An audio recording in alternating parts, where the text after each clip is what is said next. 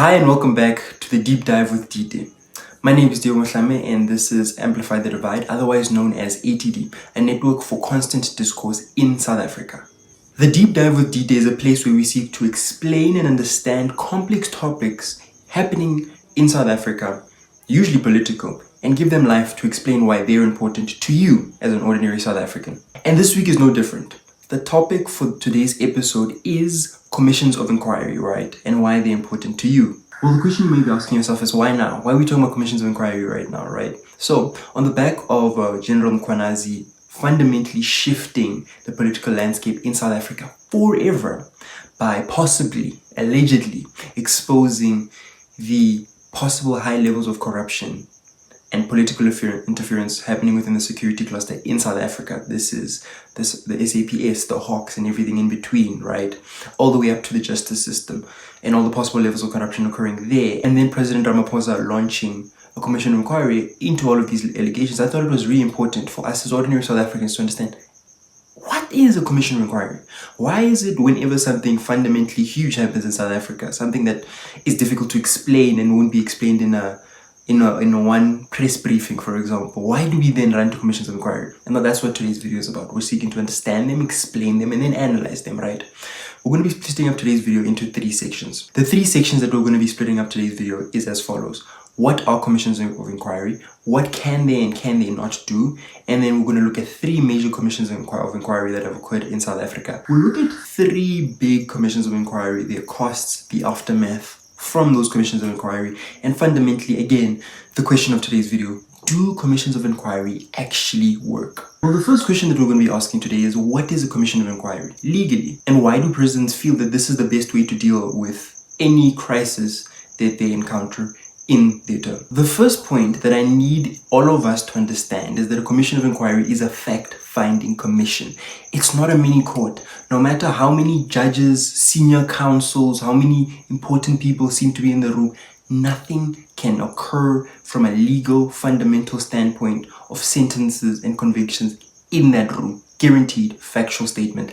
That's what the law says, right? Commissions of inquiry are created under the law, the Commissions Act of 1994 and Section 84(2)(f) of the Constitution, right? That is where it explains that commissions are used where there are issues of public concern to be dealt with and where it's necessary for society as a whole to lay bare the issues that they face, right? In our case right now, a general speaking about possible deep levels of corruption in the security cluster. Its power is limited to subpoenaing witnesses, gathering documents, and searching premises, but it cannot convict. I need to emphasize that, right? Because I do feel as though sometimes South Africans see these commissions, hear the big financial bill that we're going to get into in the video, and somehow believe it's supposed to lead to someone getting arrested.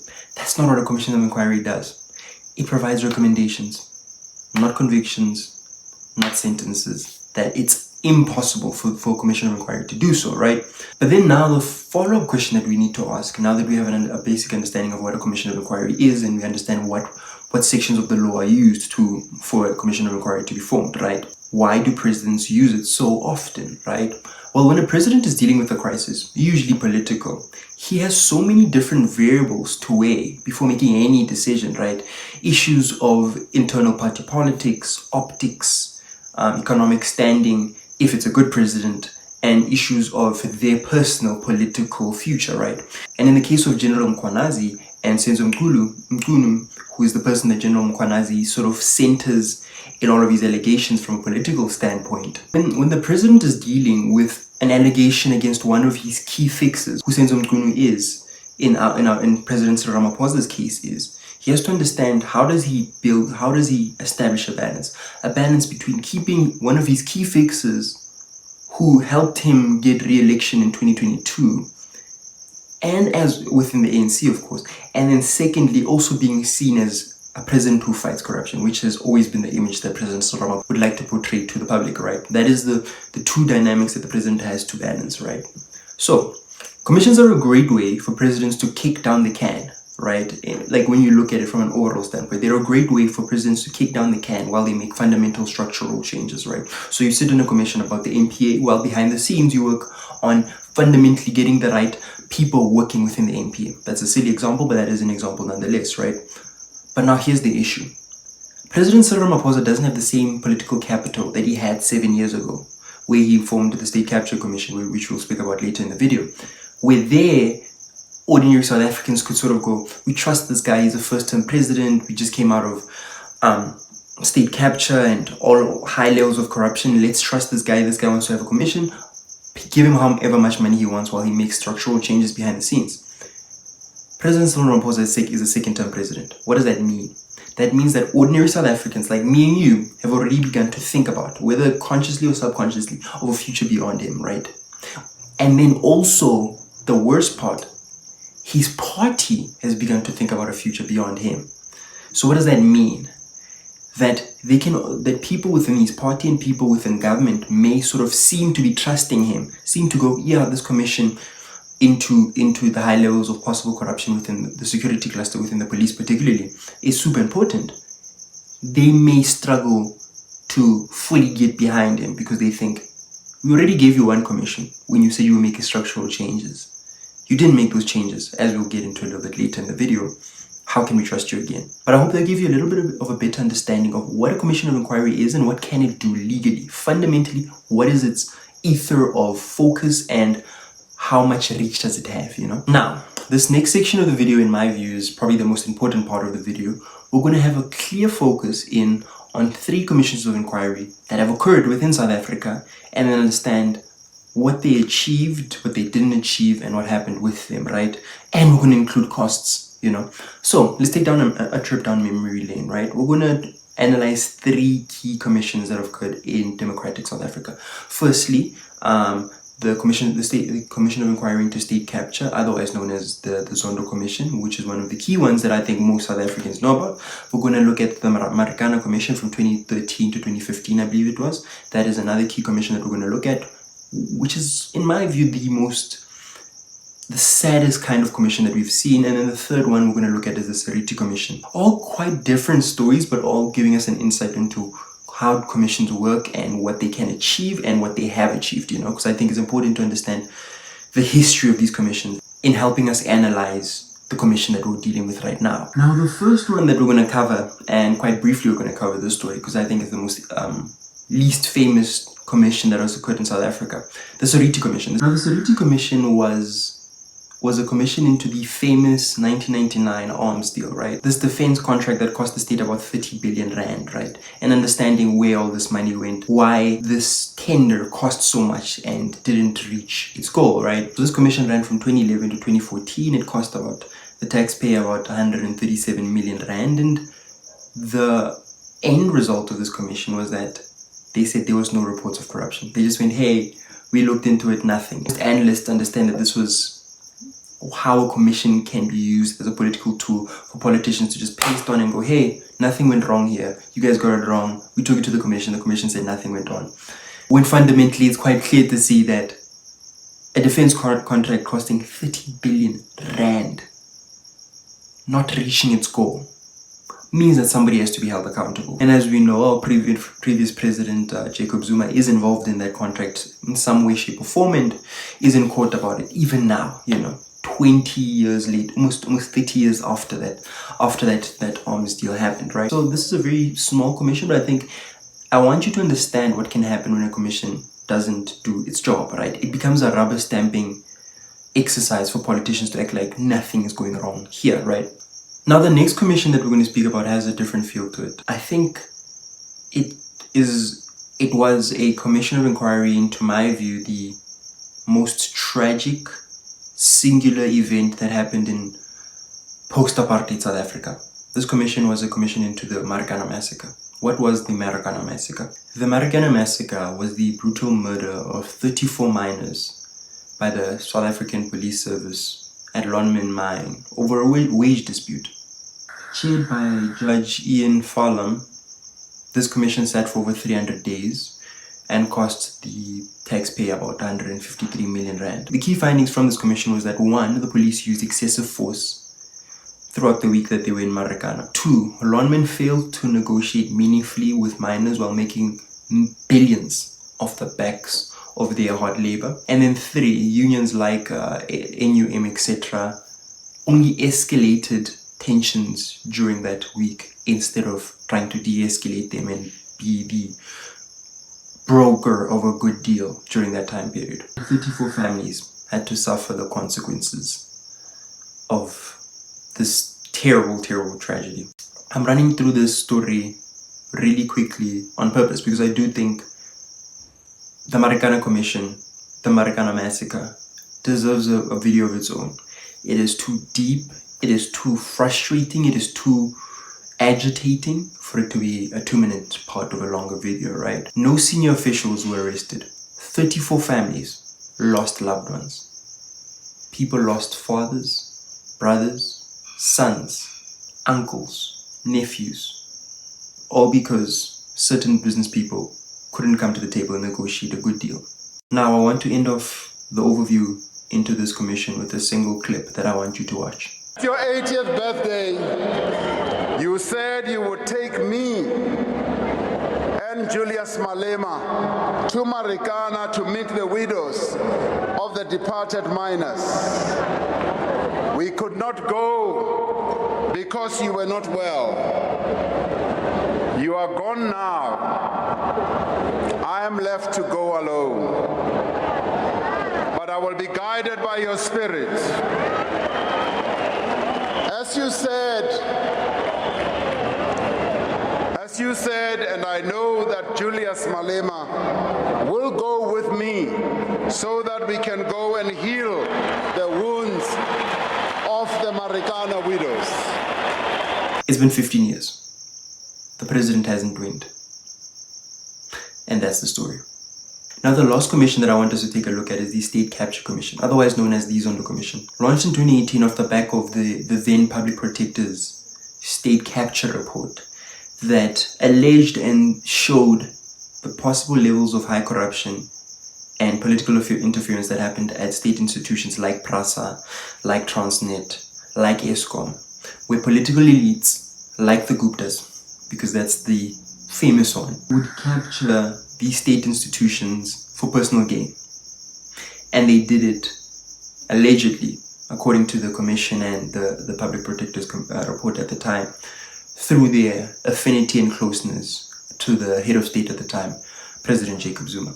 Now, a few stats that I want to cover from the Zondo Commission is as follows. It sat for 400 days. 278 witnesses came to the commission.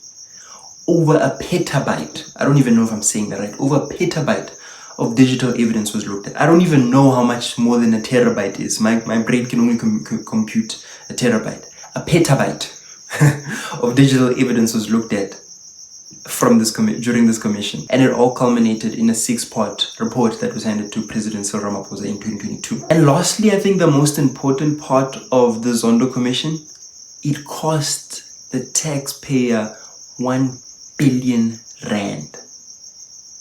Not a million rand, not 100 million rand. 1 billion rand. Billion with a B. Now I want us to ask the question, do we think that 1 billion was money well spent? Well, I'd argue yes. I think, I might be in the minority when I say this. The Zondo Commission allowed us to see in detail how families like the Gupta family fundamentally captured our state, the whole state, through one individual, the president. And I'd argue it gave ordinary South Africans a closer, a more detailed understanding of how important the president is and what can happen when the president is captured. Now, the Zondo Commission in their report provided about 14,000 referrals for prosecution or deeper investigation. In my scripting of this video, looking deeply, because I did try and find stories of anyone getting prosecuted from the Zondo Commission, I couldn't find a single one. That's scary. That's terrifying. Not a single person prosecuted. This report was given out 3 years ago at this point. Not a single person has been prosecuted. No one is in orange overalls. Why? That should be the question that ordinary South Africans ask themselves. Now, the last part of this video, I want us to look at the aftermath of these commissions. What happened after all these commissions were established and reached their end? The Seriti Commission showed us how politicians actually want commissions to operate. They want commissions to be just like a bill, a stamp of good approval to say, hey, there's no corruption here, let's move on. The Marikana Commission gave us great context about what happened in the massacre, and then nothing. The Zondo Commission cost the ordinary taxpayer about 1 billion rand, and then nothing. But here's the thing. I think commissions are important. They are a great exercise in public accountability. An expensive exercise nonetheless, but a great exercise to do in public accountability. They deliver truths, important truths, truths that ordinary South Africans need to have an understanding of. But now here's the issue with the Commission of Inquiry. Commissions of Inquiry are weaponized by politicians, in my view, like Cyril Ramaphosa, as a way to absorb public pressure whenever a crisis occurs. The State Capture Commission is one example, and the Matlanga Commission occurring right now is another example. They're used to say, hey, here's a crisis. How can we stop it? How can we act like we're doing something? Take this commission, throw some money at it. Let's figure out actually what happened here. And I do think it's important to figure out what happened here. But I would like to argue that if we have state institutions that are strengthened, that are operating at the highest level, that we would not need to throw 100 million rand at figuring out what happened here, what's this allegation. We just trust our institutions. If the Hawks, if the SAPS, if bodies like the SIU, which I do think the SIU does quite a great job, but if bodies like that, if the NPA was doing their job, the president would just hand over this information and say, hey, throw it to the police will handle it. But yeah, it isn't an expensive exercise, but I think it's a necessary one, especially with a young democracy like us. But I'd argue that it's important for us to rather strengthen, which I doubt most politicians actually do, strengthen our state institutions so that when the crisis occurs, we know how to deal with it instead of having to throw a commission into it to figure out what to do about this, So here's my question to you. Should commissions have more power? So should they go beyond just being recommendations so that they can begin to prosecute people? Or should state institutions just be strengthened like the NPA, like the Hawks, so they can actually just do their job? I think that is the sort of things that we have to weigh in our minds when we're thinking about commissions, when we're thinking about crises, when we're thinking about high levels of corruption within South Africa.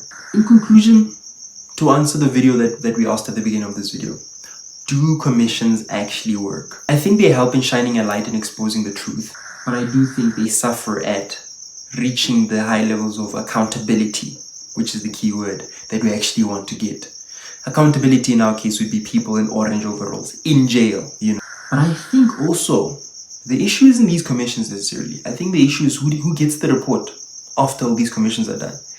And in our case, that's the head of state, President Cyril Ramaphosa. Now, we'll take a look at the Matlanga Commission. A little bit later next week, we'll take a deeper look at the Matlanga Commission as it occurs and the exposés, the pros, the cons, everything to do with the Matlanga Commission, because I think that's the biggest story, political story occurring in South Africa, and I think it's going to affect our next election quite deeply. But yeah, I think in conclusion, the issue lies with the head of state. And that was the return episode of Deep Dive with D-Day on Amplify the Divide, ATD. Thank you so much for watching. I truly appreciate it. If you haven't already, please do subscribe. Share this video with a friend. Let's have a dialogue within the comment section. Let's talk about it. Like I said, it is called Amplify the Divide, and the idea around Amplify the Divide is that I may have an opinion and you may have a differing one. So let's discuss it. Let's use the fact that we have a difference in opinion to find a middle ground, a consensus, and I think it is super important for us as ordinary South Africans to not run away from our differences, to not run away from our divide, but actually to amplify it so that we can find a middle ground, because I think that is what South Africans are truly, truly world-class at. Thank you so much for watching. See you soon. Sharp, sharp.